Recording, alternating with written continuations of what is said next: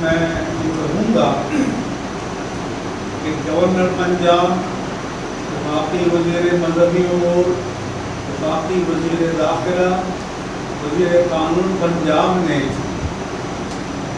تحریک لبیک پاکستان کے ساتھ تحریری معاہدہ کیا، ان کے اسیروں کی رہائی کے لیے وعدہ کیا، لیکن مجھے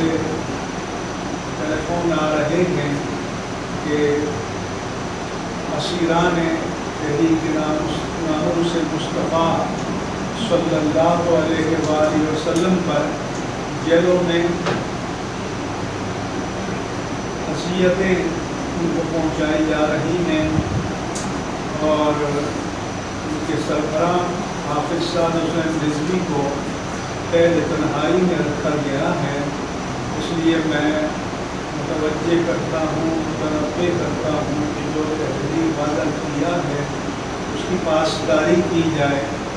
اور لوگوں کو انتہا پسندی پر مجبور نہ کیا جائے۔ ہمارے ملک میں یہ جو کلچر پروموٹ کیا گیا ہے